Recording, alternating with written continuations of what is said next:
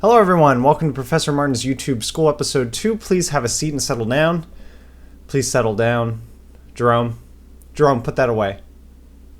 No, put it away. I'll talk to you after class.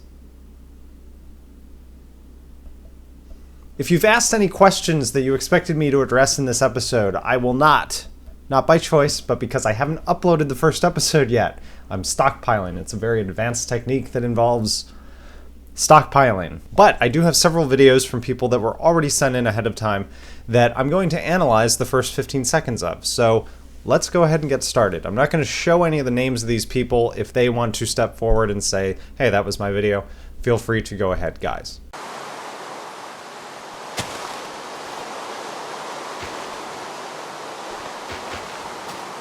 Okay, so this one, I think the pretty obviously missing thing is any kind of sound.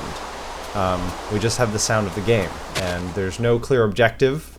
If I were sampling this video and I only wanted to watch the first 15 seconds to see if I were going to continue watching, I don't know what I'm watching after 15 seconds. I don't even know that I'm on a server. I happen to know that from the rest of the video, but there's no indication of what's going on. There needs to be either voice explaining what's going on, or there needs to be text on the screen explaining what's going on. Hey guys, what's up? We are doing a Minecraft map. Yay! This map is called Assassin's Creep. And we're just gonna get straight into it. Rules: do not place or break any blocks. Play on peaceful. Peaceful. There's nothing wrong with the beginning of this video, but I would say if I were a new viewer stumbling upon this channel for the first time, I would like a little bit of an introduction, especially if it was the very first episode of a custom map, which this is the first episode. It would be nice to know who you are and what your objective with the series is. Maybe a little flyby, something out of body, instead of just jumping right into the map. Hello, I'm Lushable Echo, and you're watching episode 1 of my Drakensang online playthrough. As you can see, I've found a new game to play, and it's an MMO in the vein of Diablo. Obviously all three of these were video game videos. I didn't have any live action things to test, but this is probably the best of these three. I would say he does a good job of introducing himself. This is obviously Lushable Echoes from my gaming channel, if you've ever watched. He introduces himself, he introduces the game, he even gives a couple games that it's like. I think if I were stumbling upon this video and this guy for the first time, that would be the perfect way to set it up, and that would be how I would know if I were interested in watching the rest of his video. Whether you realize it or not, there are three distinct phases to making a video. There is the pre-production phase, the production phase, and the post-production phase. Pre-production for 5 Things includes any of the time during the week that I spend looking for things on the internet, bookmarking sites. It also includes any time that I spend writing the script for the show, which I usually do the day that I produce it. Many of you make video game videos, which probably require a little bit less pre-production than that, but there's still some kind of pre-production. You have to think about what you're going to do in the video. You have to kind of make a plan, and if you don't, that ends up showing on the back end because your video will seem directionless or without any point. The production phase of 5 Things includes the time that I actually spend shooting the video. So if the pre-production phase lasts about 2 hours, maybe 3 hours, including the research time during the week, the production phase is actually the shortest part of 5 Things. That takes maybe an hour, sometimes a little bit more. The post-production phase of 5 Things is usually the longest part of the process. It's always at least 2 hours. Yeah, for a 6 to 8 minute video, I spend at least 2 hours editing it, sometimes 3, sometimes more, but usually that's only when I'm being distracted by other things while I'm trying to edit. I think the biggest problem with most of the video game videos that I see is there's no evidence of post-production at all. It looks like someone turned on a recorder and when they were done, they turned it off. And unless you are incredibly interesting for very long periods of time, that's not good video making. When I edit my Minecraft videos, my Let's Plays and that kind of stuff, I cut out I cut out portions where I'm just walking around gathering materials. I cut out anything that might make someone look away from the screen. If I make a mistake when I'm talking, I try and cover it up. At the very beginning of MCBOB LP 11, I introduced Stevie incorrectly. I don't even remember what I said, but I stumbled over the words. I fixed it in post, and you would never know that I messed it up.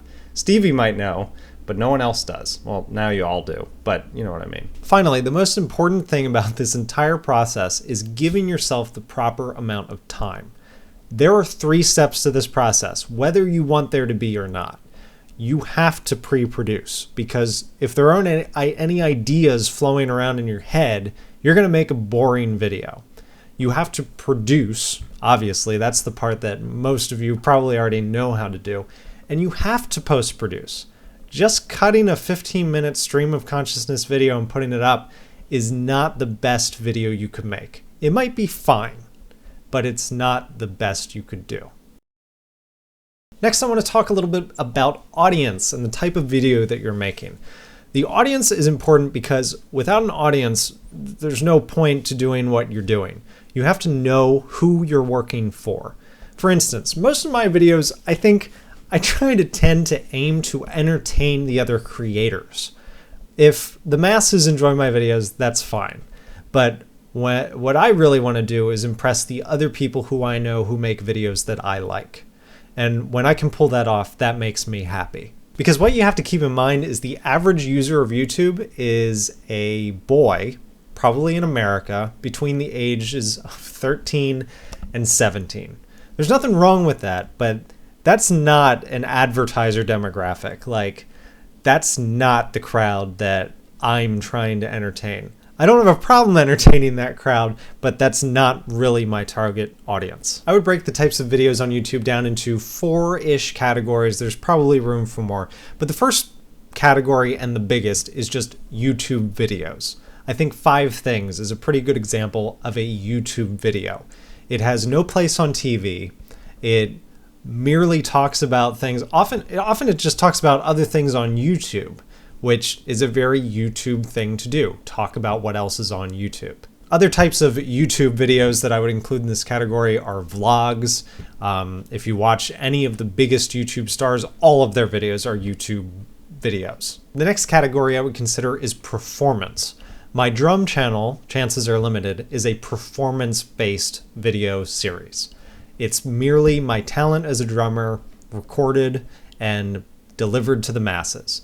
As far as other performances besides musical instruments, I would include Let's Plays in this category, because really they are a performance. Usually it's an entertainment performance, it's something to laugh at or enjoy, be funny. That's typically the purpose of a Let's Play. The next big category I would include is tutorial videos, and that doesn't just mean like the funny style tutorials that I make.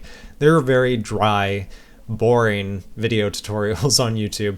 But that doesn't stop them from getting millions and millions of hits. And finally, the last category that I'm outlining today is what I would call the hit-heavy / exploitative video category. And it's one that I usually try to stay out of. There are certain things that I stay away from talking about on my channel. I don't like to talk about, for instance, people that I know dying. I don't like to talk about politics. Occasionally I will bring up religion, but I think that's just a personal thing for me. For instance, when I did a video commemorating the 10th anniversary of the September 11th attacks at the World Trade Center, I didn't talk about the attack, really. I didn't really talk about the wars. All I talked about was that first responders aren't getting the money they need to not die. And that's a pretty uncontrovertible thing.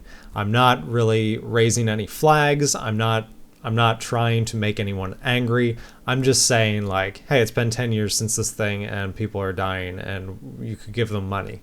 And that's why that video didn't have a ton of hits, but I wasn't looking for a ton of hits. The type of videos that I'm talking about, the hit-heavy / exploitative videos, are the kinds of videos that last week Steve Jobs died. And I think an hour and a half after I heard that, I saw the first video go up on YouTube in my subscription box that had Steve Jobs in the title, and it was just an attempt to get hits. And I find that disturbing. Have I gone on record about Steve Jobs' death since he died? Absolutely. I talked about it. I mentioned it at the end of 5 Things, and then I talked about it with Carter on Sean and Carter Have a Podcast. It's something I wanted to talk about, but it's not something that I wanted to draw attention and say, hey, look at me, hey, look at me, hey, look at me, hey, look at me, hey, look at me, hey, look at me. Because when someone dies and you immediately upload a video talking about it, you look like a dick. That's not to say you can't do it. It's gonna get you hits. It just depends on what kind of person you want to be. Your lesson for next time is to download the YouTube Creator Playbook. You didn't do it after the first episode? Hello, I'm teaching out of that book. It's free. Go get it. I don't know that you didn't get it. I'm just assuming that many of you didn't. Go get it. It's in the info. The next lesson in the YouTube Creator Playbook is called Calls to Action. And this is specifically getting your audience to interact with you. Remember I talked about audience? See, it's all coming together. And I think that's it. Check the space around you on the floor. Make sure you didn't leave anything. Jerome, I want to see you before you go. The rest of you are dismissed, and I will see you next time.